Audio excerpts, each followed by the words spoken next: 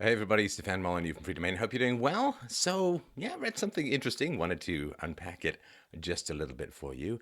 Nearly 45% of millennials polled said that they would prefer to live in a socialist country compared to the 42% who said they preferred a capitalist one. Another 7% said that they preferred living in a communist society. Above all, the findings show that the percentage of millennials who prefer socialism over capitalism is a full 10 points higher than that of the general population. By comparison, over half of baby boomers polled favor capitalism compared to 26% who support a socialist system. The report also found that 1 in 5 Americans in their 20s consider former Soviet dictator Joseph Stalin a hero, despite his genocide of Ukrainians and Orthodox priests. Over a quarter of millennials polled also thought the same for Vladimir Lenin and Kim Jong-un. One of the most troubling findings of the report is that over 40% of Americans believe that there should be restrictions placed on the First Amendment and free speech to ensure that anything being said is not offensive. See? Apparently, being a communist dictator who murders millions is pretty good. But saying stuff that other people find offensive, well, we can't have that now, can we? Now, I'm not going to bag on millennials. I have a huge amount of sympathy for the propaganda that you have been exposed to. And I know I'm begging the question by saying that it's propaganda, but let me sort of step you through a couple of things. I promise you the time we spend together will leave your mind blown, your future illuminated, and your choices clear. So let's get into it. So I myself was a socialist up until about the age of 16. And why? Well, because of the basic reasons that socialism was nice. Socialism helped the poor. Socialism ensured that those who were ill would get the medicines they needed to live. Socialism made sure that education was egalitarian, that the children of the poor would be educated in a similar way to the children of the rich, thus equalizing the opportunities for all.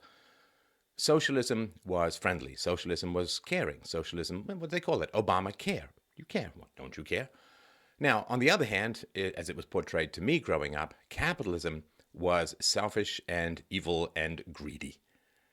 So socialists wanted to help the poor, and capitalists wanted to keep the poor poor and sell them liquor and weaves and cigarettes in order to profit from their misery. And socialism aimed to equalize things in society without destroying everyone's freedom, not full communism, but you've got your valleys and you've got your peaks, and we take a little bit from the mountains and we fill in the valleys just to make things a little bit more even in society, whereas the capitalist system, at least to me, maybe to you too, probably to you, was portrayed as, the mountains get higher, the valleys get deeper, and the whole thing falls apart. And so even the word redistribution, right? So redistribution, like if you have 5 kids, right? Like if you have 5 kids and you have a whole bunch of candy bars, and you give one candy bar to 4 kids and you give 10 candy bars to the last kid, what's going to happen? Well, everyone's going to go mental.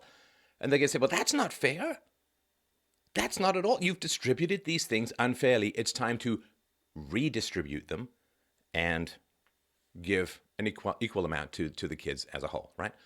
So redistribution implies that something was somehow mysteriously distributed beforehand, but then it gets redistributed in the second hand. Now, I'm going to tell you all about socialism and capitalism. I'm not going to use jargon. I'm not going to use ideological terms. I'm just going to tell you the facts about these systems. You obviously should make as informed a choice as humanly possible, and I have always tried to be as scrupulously fair to systems as possible, because ideology is the enemy of philosophy. It's just a form of sophistry as opposed to reasoning. So I'm going to tell you all about it so that you can make your decisions accordingly. So here's the way that it generally worked in the past. It's changed a little bit now. But socialism was public or government control over the means of production. Wait, I know. It sounds horribly dull, but it's not too complicated when it's clearly explained. So the means of production is like factories, all the stuff that business invests in order to make stuff for the consumer market. So the factory that makes toothbrushes is the means of production, and the production is toothbrushes, and the consumption is the customers who go in and buy the toothbrushes, right? You understand how this works. So there's the means of production, which is the factories. There's the production, which is what the factories produce, and the consumers who consume the production. So you got your car factory, you got your car, and you got your guy driving around. So that's kind of the way that it works. Now, government control over the means of production doesn't mean that the government owns your toothbrush. It means that the government owns the factory. And the idea behind that is that the capitalist, the guy who, I mean, fundamentally everyone's a capitalist, but we'll get into that later. But the guy who owns the factory, what he wants to make, wants to rub his twirly little evil mustache. And he wants to make as much money as humanly possible from the workers who have very little choice. And so he wants to drive down wages, you see, in pursuit of profit. So when I was a kid, I was told like a can of Coke cost like 2 or 3 cents to produce, but then you would pay 30 cents. This is back in the day. You pay 30 cents for it. And so that very incomplete information gives you the idea that somehow someone's making, 25 or 27 cents on every can of Coke. Now, of course, if that's true, then why doesn't somebody else just make 23 cents or 22 cents and it would bid the price back down?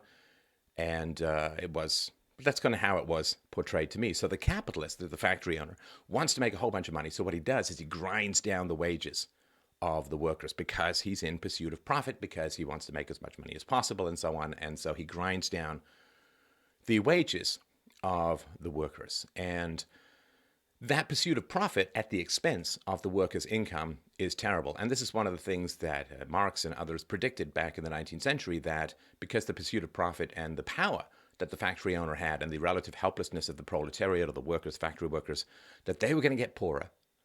And the factory owner was going to get richer and richer and richer. The middle class would disintegrate or fall apart or fail to form in the first place. And things would be just terrible. And of course, that's pretty terrible, right? I get that. That's horrible. Where you have this, underclass of shuffling along zombie workers with no choice, being paid a pittance, while the capitalist, rubs his big fat belly in his ever-expanding Mr. Creosote-style tuxedo and bathes in gold and has all of this extra wonderful stuff, this Hunger Games kind of scenario. And that is terrible. And so the idea is, well, let's not have the greedy, profit-seeking capitalist run the factory. Let's have the government run the factory. Why? Because the government, you see, is not focused on profit. The government is answerable to the workers in the form of, you could say, democratic socialism or whatever.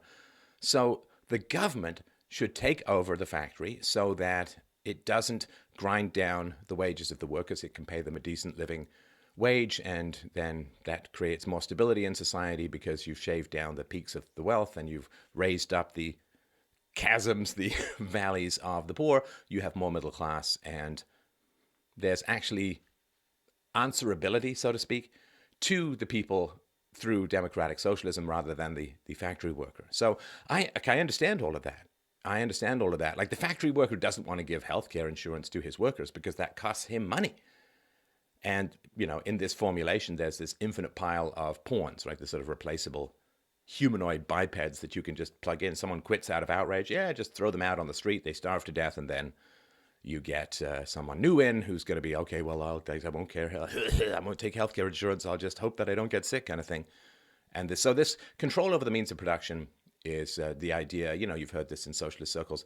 The problem with capitalism is it puts people before profits. And we'll get into that and all of that, but that's the general idea. And it's kind of compelling. But,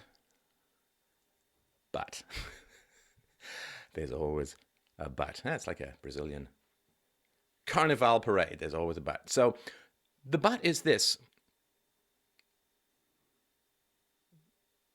Wealth is created in a free market environment. I'm going to use free market rather than capitalism because the problem with capitalism is fundamentally not, I don't really like the term that much. It's not really about capital, it's about freedom.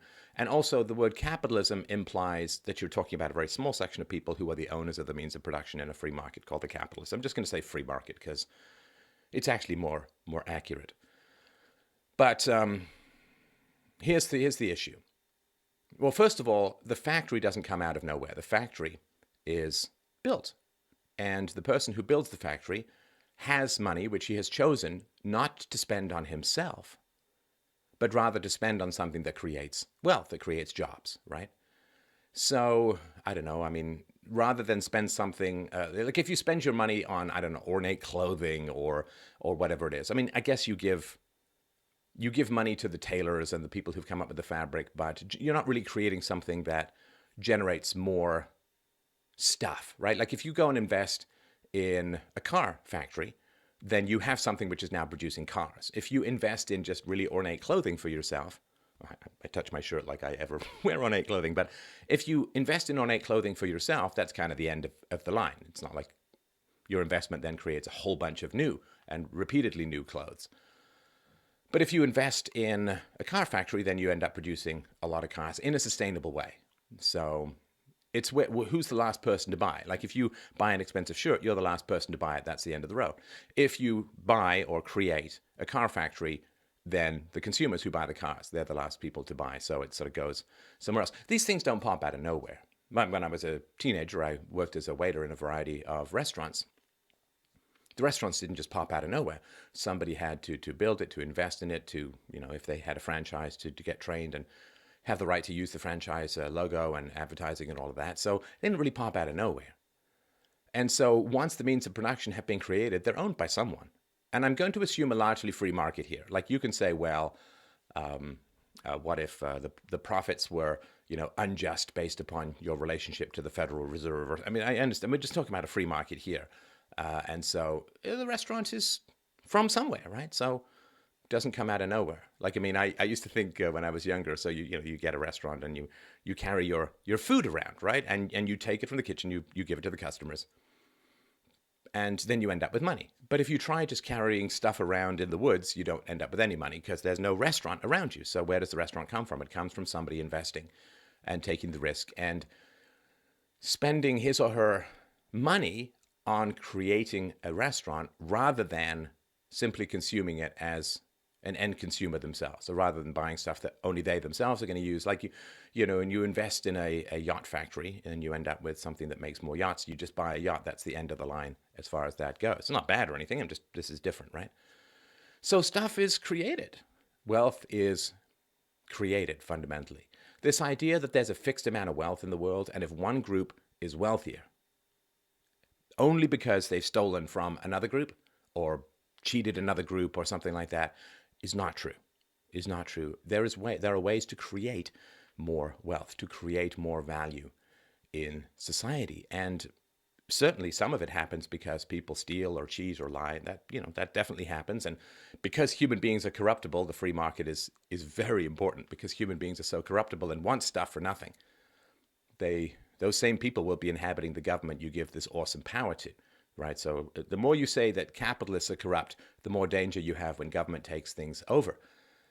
Because foundationally, a capitalist cannot force you to interact with him. He cannot force you to interact with him. And the government, of course, can and does. All that's really the very nature of the government. The government has some program or wants to start some war. You have to fund it. You have to pay for it, or you at least have to be the collateral against which they borrow in order to fund that war. So the capitalist can't force you to buy his product. The capitalist can't force you to go to the mall. The capitalist can't force you to work for him. Because, there's this kind of weird thing that happens in these discussions where it's like one capitalist, one factory, and workers, as if there aren't a million other capitalists out there who also have factories, who also want to hire workers, right? It's kind of weird when you think about it. It's this like tiny little slice. Like people stay in abusive relationships, I guess, because they don't really think that anyone else is out there who could be better for them, right? So this kind of like, well, you're the only one. I guess I'm stuck with you. It's kind of how it works in these socialist explanations of the market. Because if you don't like the employment conditions of your employer, of your work environment, you could just quit and go somewhere else.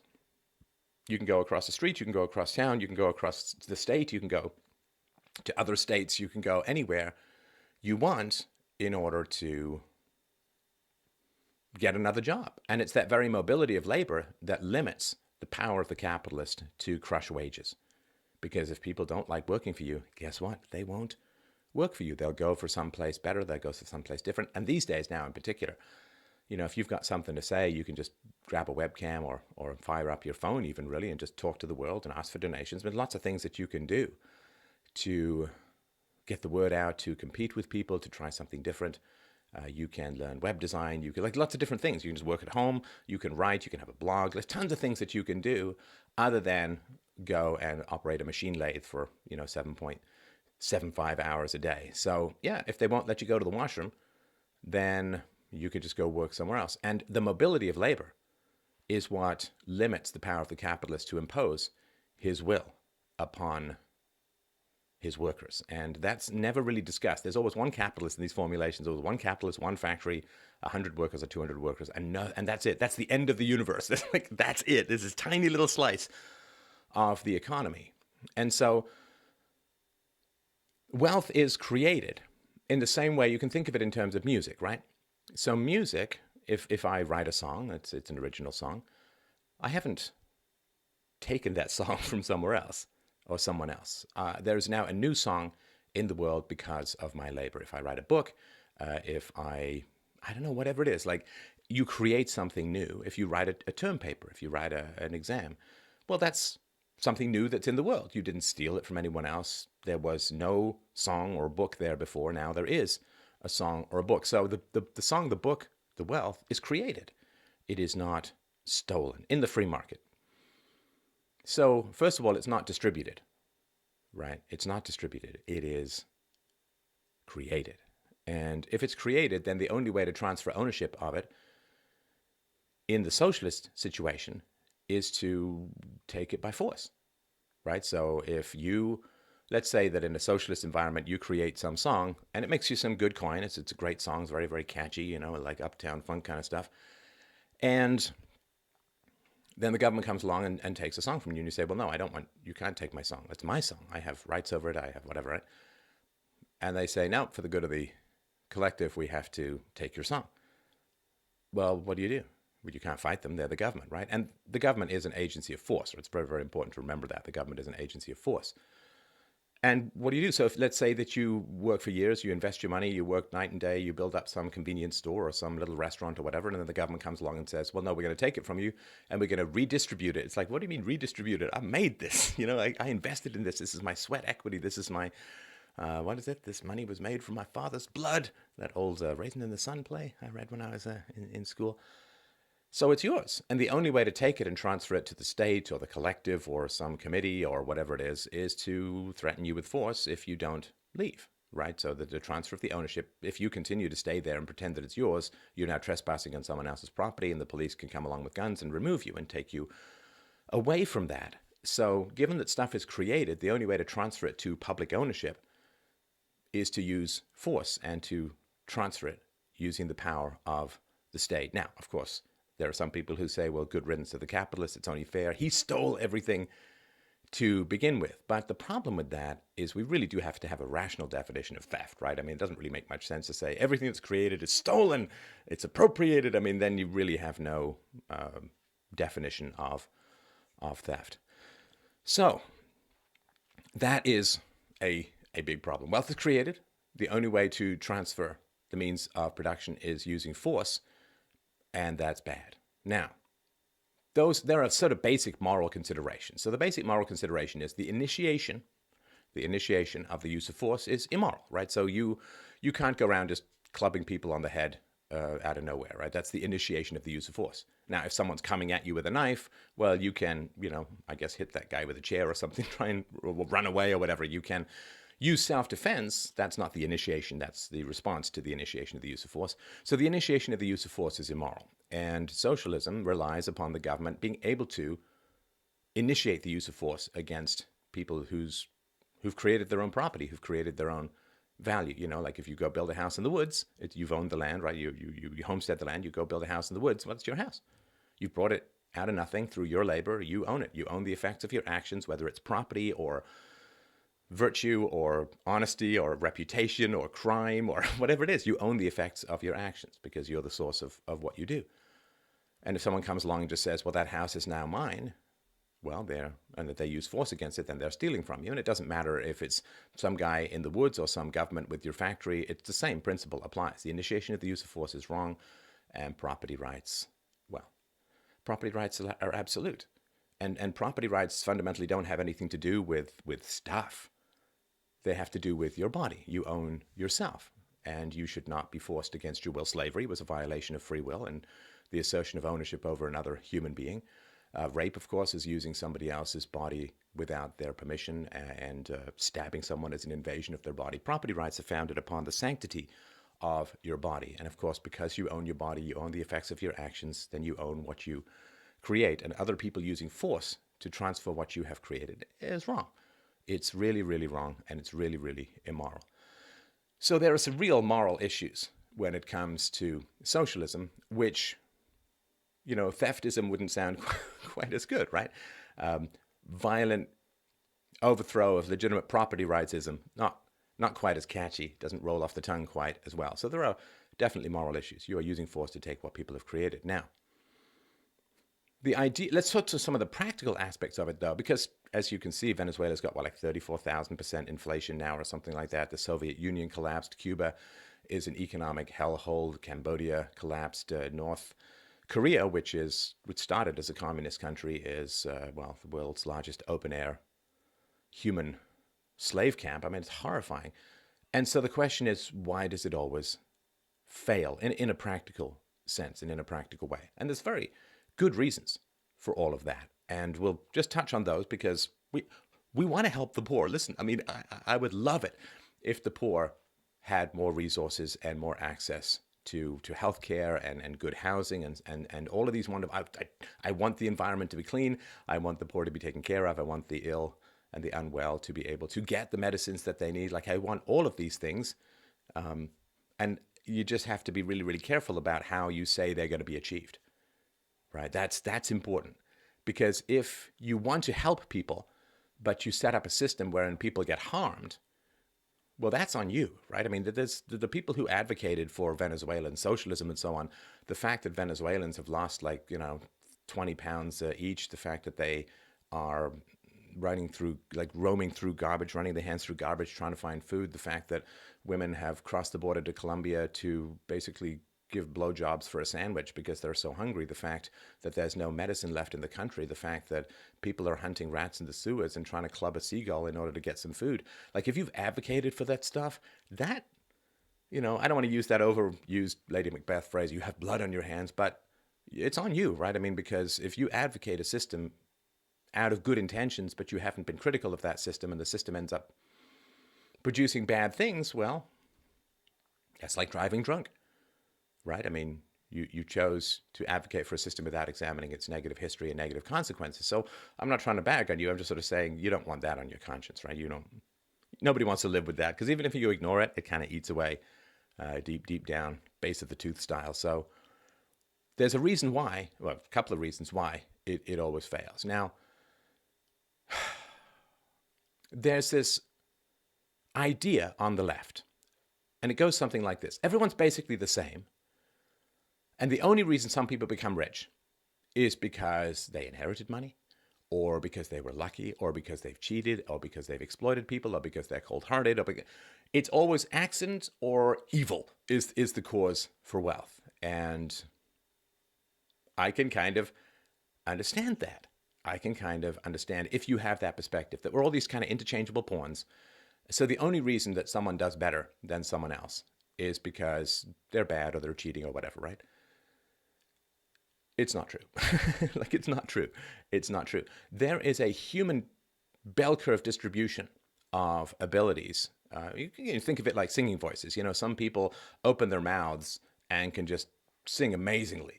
A little bit of training certainly helps and all of that, but they have sort of the physical voice and they can just sing amazingly. And other people, they could take singing lessons their whole life and still end up sounding like a cat being fed bass backwards through a blender. So there's a distribution of singing ability. There's a distribution of height. Height is a genetic distribution. Some people are very tall. There's a genetic distribution of hair. There's a genetic distribution, you name it, right? And these, to a small degree, could be environmental. If you have twins separated at birth and one of them grows up in North Korea and one of them grows up in America, well, the one in North Korea may not get enough food, may end up kind of stunted, not tall enough and all that, and the other one may end up reaching the natural genetic height. So there certainly can be influences on end human abilities from the environment, but most of those influences have been eliminated in the West. People are very rarely short because they were malnourished as children. Quite the opposite these days, it seems. If you're not doing well, malnourishment is, like if you're not doing well economically, malnourishment seems to be not the problem that you're actually facing. So the equality of opportunity in the West, the food in the West and so on, is of such quality and egalitarianism that all but genetic differences have been largely eliminated. So the disparities that we see have a lot to do with genetics. Some people are smarter, some people are not as smart, and nobody really knows how to move that needle. Teachers have very little effect. The quality of teachers, the quality of education, none of that seems to have any particular effect on outcome. And raw intelligence is by far the biggest single predictor of figuring out how someone's going to end up in life. If they're going to do well or they're going to do badly, that has to do with raw intelligence, and raw intelligence is largely genetic, right? I mean, by the time you're 18, 80% of your intelligence is genetic, and nobody knows how to change it any more than we know how to talk people into becoming taller or shorter. So I do think that there are considerations of thought patterns, intellect. I mean, I run the world's biggest philosophy show because I believe that everybody can benefit enormously from philosophy. And the less intelligent you are natively, the more you can benefit from philosophy. And that's one of the reasons why I talk not at an academic sort of abstract polysyllable, like I've got more morphemes coming out of my mouth than if I'm half chewed a bunch of baby squid, because I want people to be able to understand the essence of what it is that I'm talking about. Because no matter where you are on the intelligence spectrum, philosophy is going to be enormously helpful to you. Clear thinking is very, very important. And I've had people on the show to talk about this, how in particular it benefits children. So you could say, like, what is distributed is not money, but ability. Now, it's not distributed like there's some guy with a white beard up on a cloud handing out unfair levels of poker hands to people. It's just in the random play of genetics and evolution, some people get more abilities, some people get fewer abilities, and so on. Is that fair? I don't even know what that question is. Is it fair that some people are better looking than others?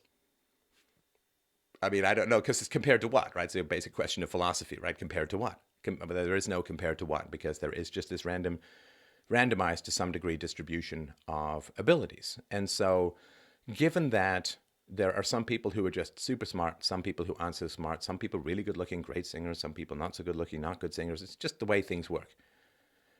And given that basic reality, if you look at any reasonably competitive system where free play of ability is at work, you get what's called the Pareto principle. And the Pareto principle says that the square root of workers in an environment produce half the value. So if you've got 10,000 people in a company, 100 of those people are producing half the value. And that's an astounding sum when you think about it. If you've got 10,000 people in a company, 100 of those people are producing half the value. And that's really quite astounding when you think about it. Now, that's the way it works, not just in human beings, but in nature, and it works in just about every field. If you look at the entertainment industry, then 95% of the money, as it said, goes to 5% of the people. If you look at all the people who want to make it in pro sports, from being kids onwards, very, very few people will end up making massive salaries in pro sports. If you look at all of the singers and songwriters, very few of them end up with enduring fame. If you look at writers and screenwriters and movie makers, like very few of them end up making it big. And that's just a basic reality. You can't change that. And nobody knows how to change that. Maybe at some point in the future. I mean, don't get me wrong. I'm very, very big on environment. I advocate for peaceful parenting, reasoning with children, no spanking, breastfeeding as long as possible, eye contact, skin contact, all the stuff that is great for kids and really helps them to grow and to flourish. I think that stuff is essential. But the reality, certainly as it stands. In the future, hopefully we can improve things, but right now as it stands, this is the way things are. There's a just big old distribution of abilities, and that's the problem. That's the big problem when it comes to the free market. The only way, this is going to bother you, and I get that. But give me, I appreciate your time. Just give me like a few minutes to explain this, because it's going to bother you what I say. The only way to have wealth is to accept an unequal distribution of wealth. That's the only way to have wealth. Let me explain it. Have you ever been to karaoke? Sorry, I love to sing, so please excuse me for all the singing references. You've been to karaoke, and someone comes up, and you're just like, ooh, I wonder how it's going to be. And then they go into some bone-scraping, bottom-of-the-bass-mouth rendition of Born to be Wild, and you're like, ooh, okay, well, I can see why the Steppenwolf singer got some extra cash. If you had a music industry that said, we will publish everyone, there would be no music industry, you understand. If there was no way for customers to sort by the songs and the singers that they preferred, there would be no music industry. If you had the NFL or the NBA or whatever, if you had a sports franchise that said, we're going to let everyone play, nobody would come to the games, really, and there would be no sports industry, right? I mean, some friends of mine, they had their kids were in dance, and you had to pay to go and see these kids dance, but that wasn't really, that was just parents, and as they get better, the kids get better, then people may end up paying to go and see them, but it's not really like come and see a bunch of kids dance who are still learning. Well, that's the parents who go and do it, right? So if you have everybody who wants a recording contract gets a recording contract, you have no music industry. You have no NBA if everybody who wants to play basketball gets to play basketball. You have to sort out the people who aren't as good in order to have that industry. So the only way to have an NBA is to filter 99.99999% of the people who want to play for the NBA out. The only way you get a music industry is to filter out all the people who aren't as good, who aren't going to make as much money. And egalitarianism destroys wealth. Because, look at somebody like Steve Jobs.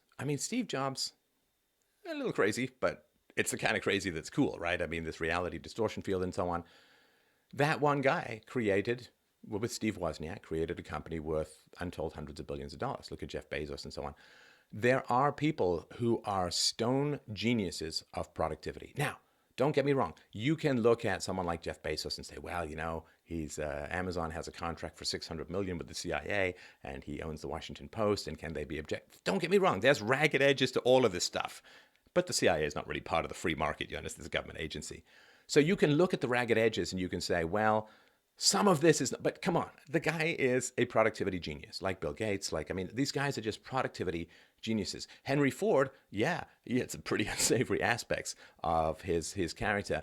But as far as changing the model of production to the assembly line, right, rather than have all these people swarm around trying to create a car, having a car chassis go through and everyone doing a bit along the way, crazy productive. And he raised workers' salaries in America just with that one innovation. And this works across all fields. All fields. Here's a nice non-lobster segue. All fields, including farmers' fields. When it comes to productivity of the land, some farmers can get 10 to 20 times the productivity out of their land. And you can say, well, why? It's like, why was Apple so successful and other companies weren't so successful? Why is it Apple, not Atari? What happened to the Commodore 64? I must forever know. So let's just say it's magic. It's not evil. It's not exploitation. They're just really, really good at producing things. Just really great at producing things. I wrote a couple of songs in my teens, was in a garage band for a little while, and let's just say I ain't no Paul McCartney, and where does it come from? Nobody knows. Nobody knows. Where does a song like Yesterday come from? He dreamt it, right? Of course, he'd put in his 10,000 hours and all that, played in Hamburg, but Paul McCartney woke up with this tune going through his head, and he went around playing it to everyone saying, do you know this song? Do you know this song? And he actually wrote down some goofy lyrics like scrambled eggs. Oh, my dear, you have got lovely legs. That was his, I guess his bookmark for the eventual lyrics to Yesterday. He just dreamt it. Is that fair? Is that right? I don't know. It doesn't matter. It's just what is. It's just what is. It's like saying, is it unfair that human beings don't get to live for 1,000 years? It's just what is. Freddie Mercury came up with the song for a crazy little thing called Love, sitting in a bubble bath in Hamburg. It just popped into his head, and he's like, oh, I should write this down. Of course, he'd been working in the music industry for decades, and so he was primed for it, but is it fair that it comes to him and not, Roger Taylor came up with Radio Gaga because his little boy was imitating something on the radio. That's Radio Bye-Bye, Dad. Is it fair? It doesn't matter. It doesn't matter. The fact that Shakespeare wrote those plays, sonnets, poems, is it fair? Is it right? It doesn't matter. It's just the way things are. There's just this amazing distribution of skills and abilities, and very, very few people create most of what we have. I mean, it's just a reality. Very, very few people create what we have. I mean, just look at this microphone and this monitor and this little camera and so on. I didn't create that stuff. I think I'm doing pretty good work in philosophy. I didn't create that stuff. Very, very few people create most of what we have. Now, socialism says, well, basically, we're going to take away resources from the most productive people and give them to the least productive people. Now, the least productive people or less productive people, they want those resources in the here and now for sure, but it burns up their future.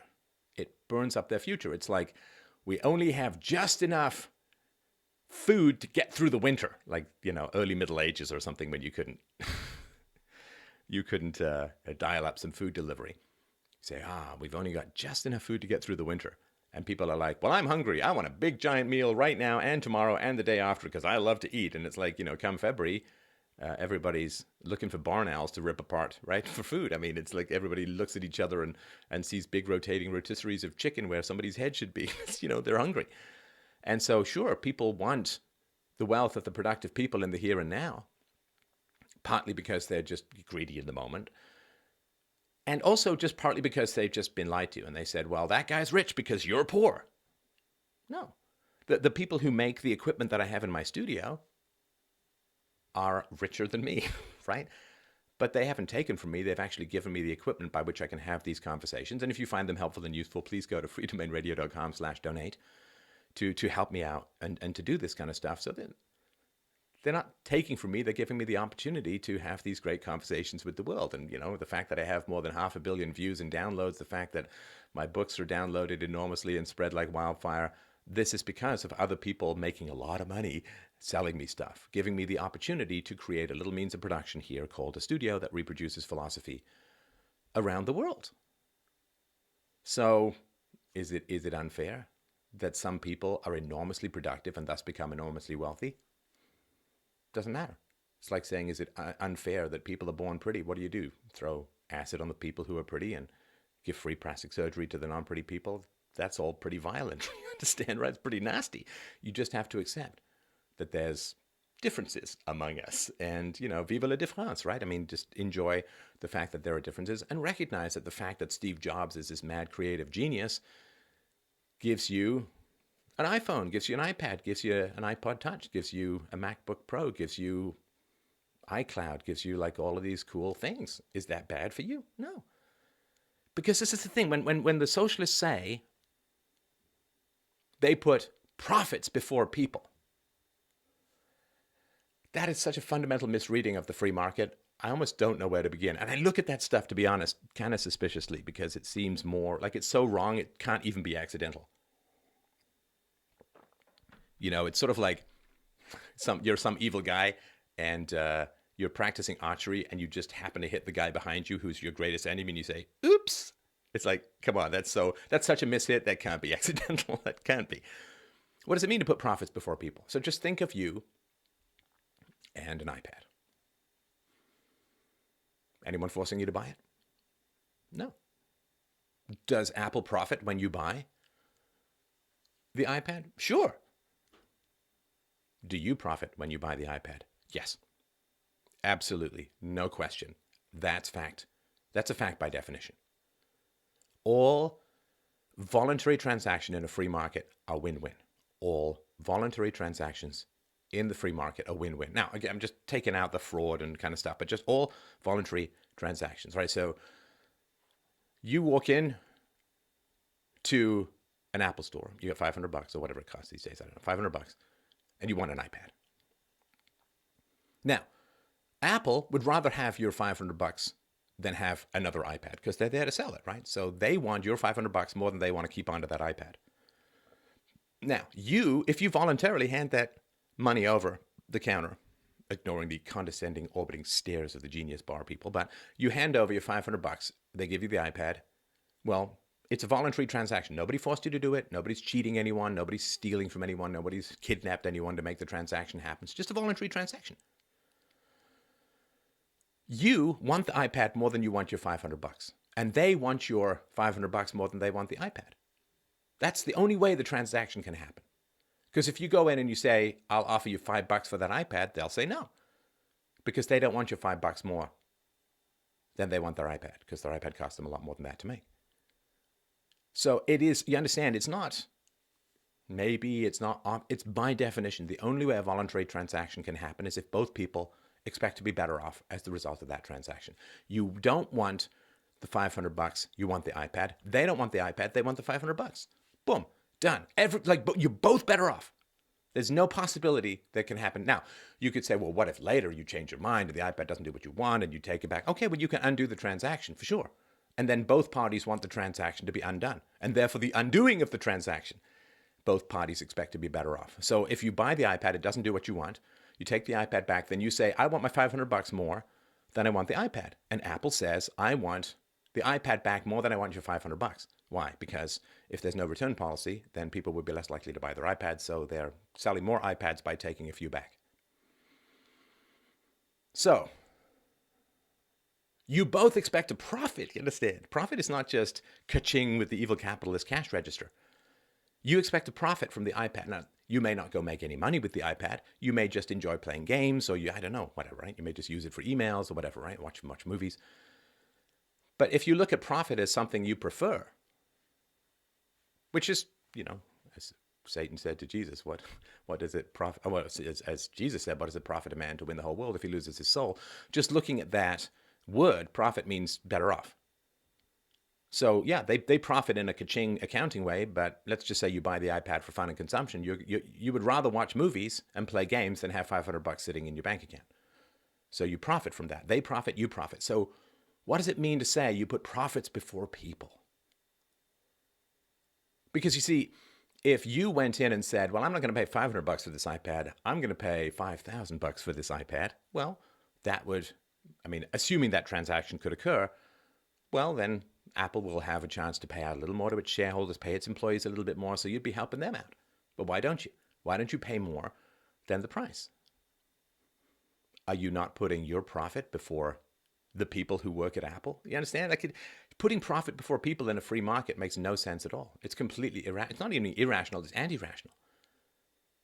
You got a buck, I got a pen. I want to buy a soda, you want to sign a document. So we trade. So I get a buck to buy a soda, and you get a pen to sign your document. We're both better off. You want the pen more than you want a buck. I want a buck more than I want a pen. Who have we exploited? What does it mean? We both profited from the interaction. Have we put profits before people? It doesn't make any sense. It doesn't make any sense. And of course, if you're going to say that human beings innately want to profit from other people's misery, those same human beings are going to be running the government, except they're going to have an army and a police force and a court system and a prison system and all that kind of stuff, none of which Apple has. So the worse you portray the capitalists, the worse your system is going to be.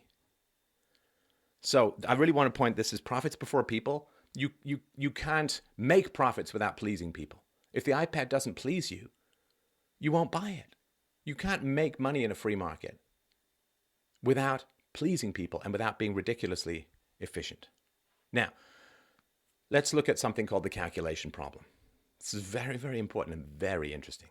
Very interesting indeed.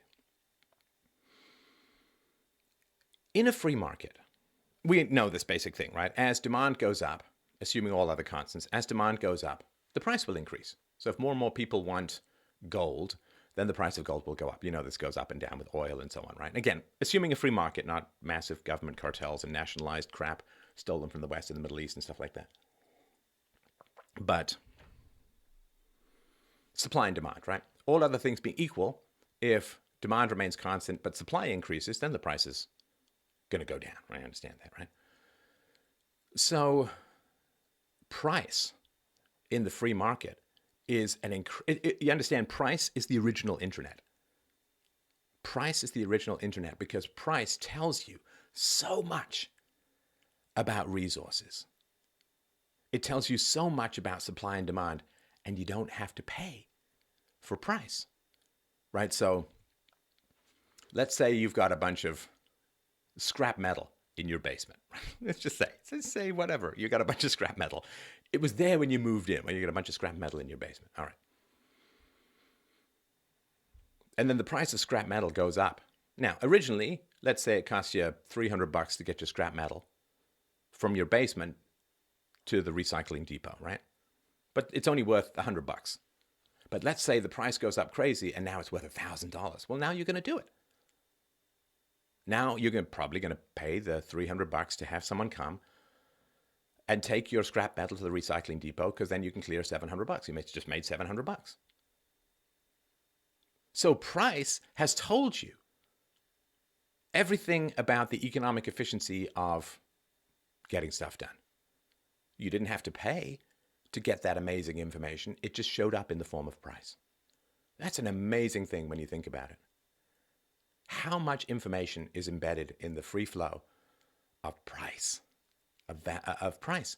Price tells you an enormous amount about, well, not objective value, because there really is no such thing, but I mean, in values in philosophy, but not in price, right? It tells you about demand.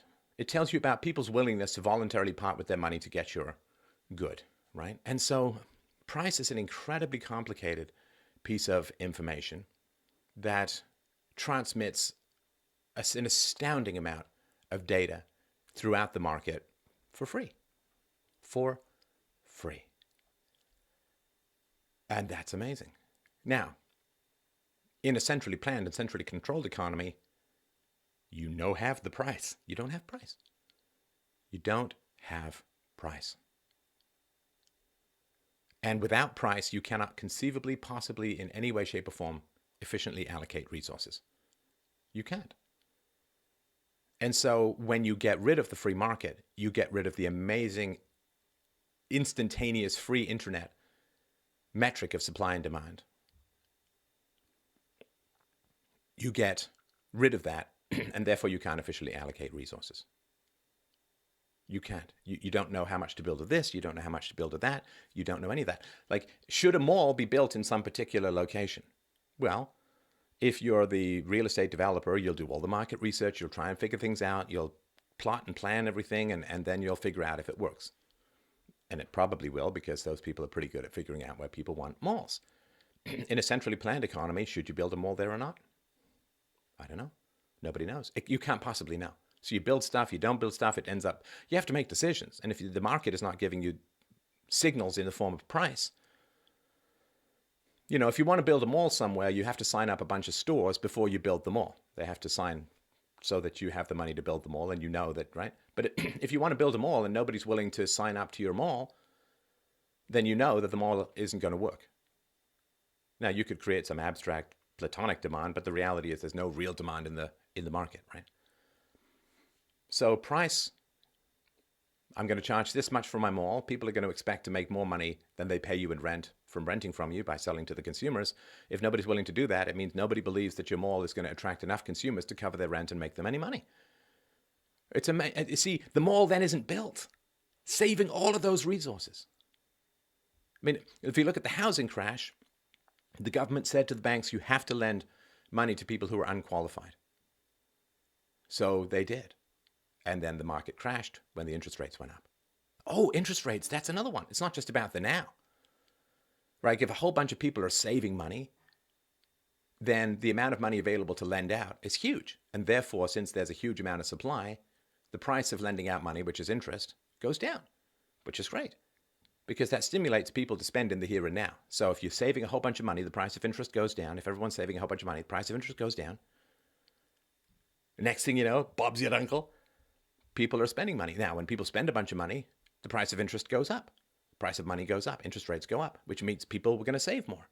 So whether you should spend, whether you should save, that's really important. If there's a whole bunch of pent-up demand, that's a great sign for capitalists, for factory owners and so on, to invest in making more stuff from there. Like, I'm going to upgrade my factory because this pent-up demand, the dam's going to break, people are going to buy. Now, the government, of course, governments throughout the West control interest rates. You got price controls on interest rates, which means that the mechanism by which people get information about future demand is really, really messed up. And this is why you see all of this bad investment. This is why after the housing crash in America, 10% of housing stock was empty because people got the wrong signals because the government was controlling everything. So that's a big problem. If you get rid of price, there's no way to efficiently allocate resources in the market. It's like if you're deaf and blind, how do you know who is the best singer, songwriter, performer to promote? You don't. You don't have the information because you're deaf and you're blind. So you can't possibly figure out who's good. It's the same thing. It takes away the feedback mechanism in society to have centrally planned stuff. So this is why it fails. I mean, it's one of many reasons why it fails. Price controls are terrible because people say, oh, there's a typical example that when there's some natural disaster, let's say there's huge flooding and then people can't get a hold of water. It's like, oh, people are paddling in and they're selling their water for $10. That's price gouging, that's profiteering and so on. Well, first of all, the disasters are usually because the government's been really inefficient because, government doesn't face any negative consequences if, you could say elections in the long run, but the vast majority of government is not elected. It's just there, protected by a union, appointed, unable to be fired, and just squatting on your opportunities from here to eternity, it feels like. But it's important for people to get water. They're thirsty. The water won't be there otherwise. So it's always $10 for a bottle of water. It's like, yeah, because it's $10 or no water.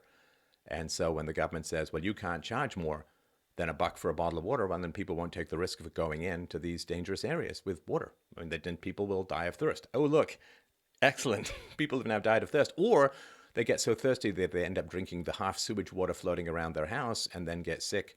Diarrhea, dysentery, you name it. They could die, get mortally sick from that. Who knows, right?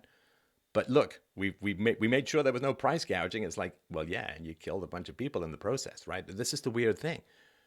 It's the same thing with minimum wage. Minimum wage. Well, minimum wage is this vast attempt to cover up just how terrible government schools are. The fact that after 12 years of being in government schools, you're not even worth $10 an hour is pitiful to just how terrible government schools are. But you get paid for what you produce. You get paid for what you produce. It's not some arbitrary thing. If you can, like if you're some movie star and people will, if you're responsible for $50 million of the movie's ticket sales, then you're going to be paid a lot for that. If you're some extra in the background that barely makes a difference and is easily replaceable, you're going to be paid less. The more unique and valued your skills are, the more you're going to get paid, right? That's just the way things work. So the way that you increase your wage is you increase your value. You learn new skills, you become better at something, you have a better attitude, you are more punctual, you are more reliable, you are more honest, you whatever. That's how you raise you. We're having some government force people to pay you more. It just means that fewer people with low skills get jobs. And that's terrible. And it also gives a message that it's unfair to be paid what you actually get in the free market. Can you imagine having a program called minimum dates? That all men must have at least 4 dates a month.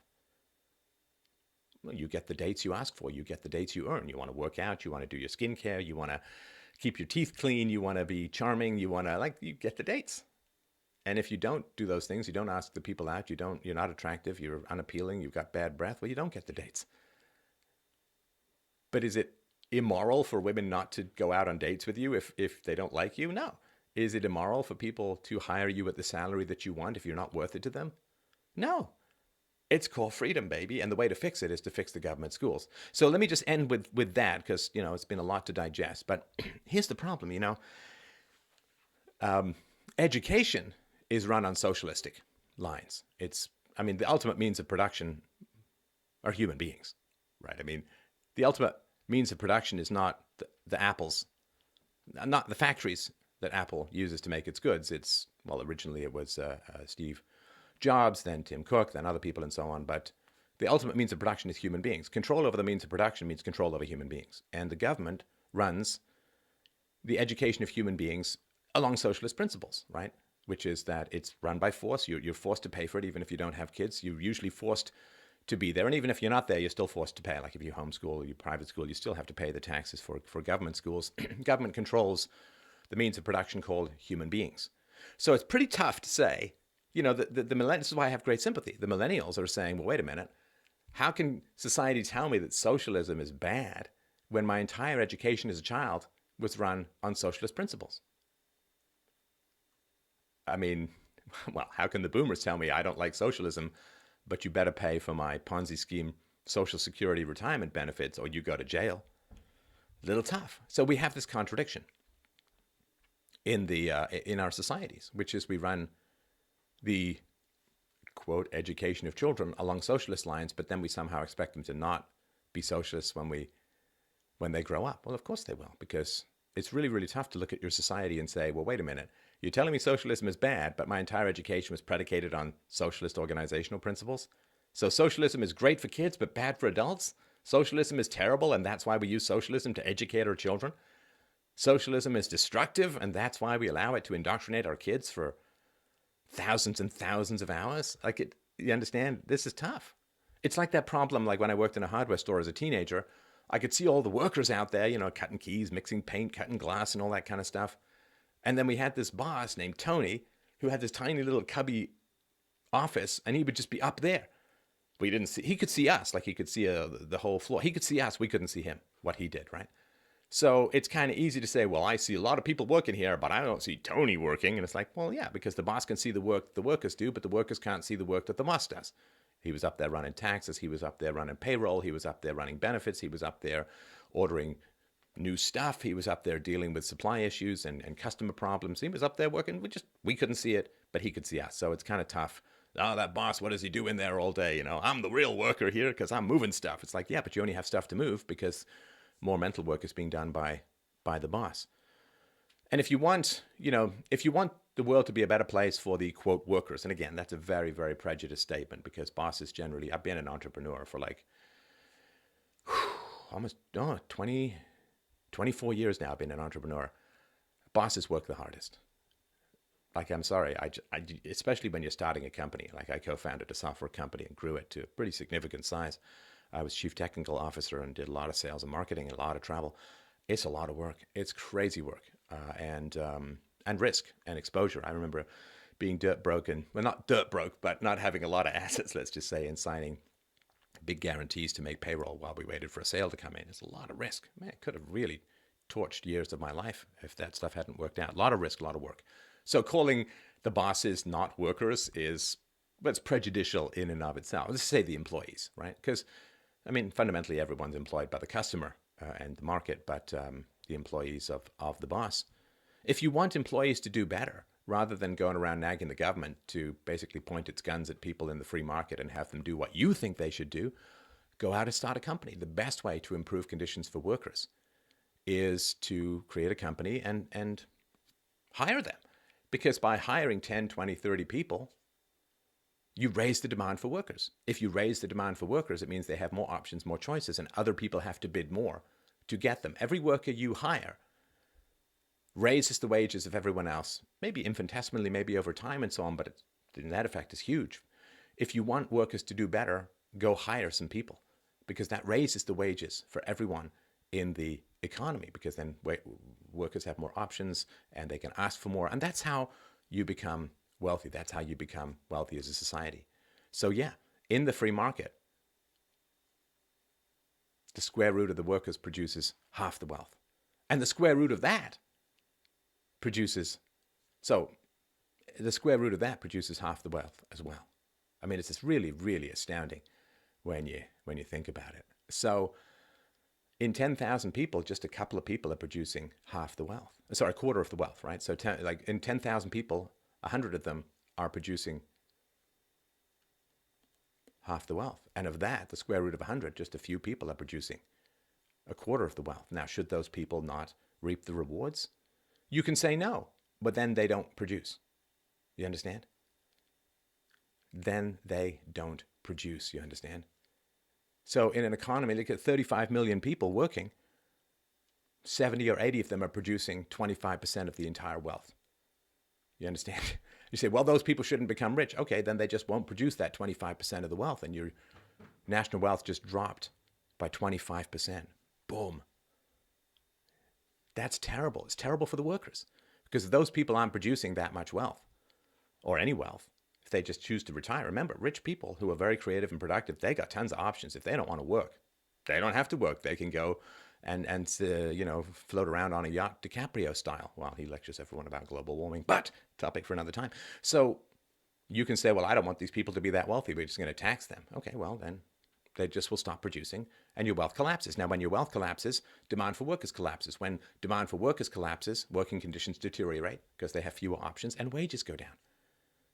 So the way to bring the wages up of the workers is to allow for massive concentrations of wealth among the most productive so that they want to keep working, want to keep growing, want to keep hiring more people, which raises the demand and therefore the wages of the workers. This is how things work in the real world, not in what your semi-mustachioed social studies teacher told you in grade 9. This is how things work in the real world, in the world where things actually get made. People have choices and options, and you actually have to get things done. So I hope this has given you, let me know what you think in the comments below. I literally can talk about this stuff forever. I find it fascinating. I hope you do as well. So I sympathize, the people who want a free market are the people who I think have really, really studied. This is an annoying thing to say. I'll say it anyway.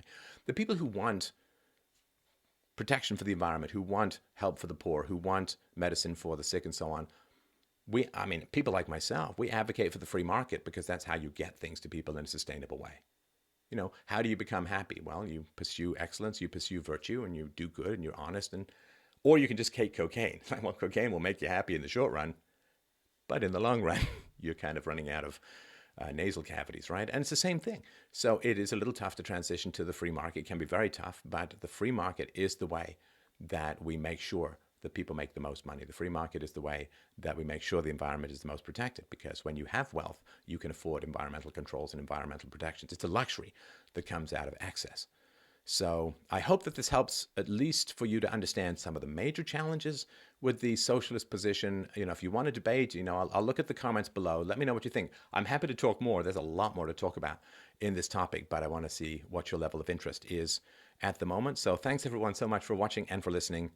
As I guess somebody who has the means of production in his house, if you could help me out, I really, really appreciate it. This is the result of like 36 years of study now. So if you could help me out, freedomainradio.com/donate, I would really, really appreciate it. And I hope you have a wonderful day, and I'll talk to you soon.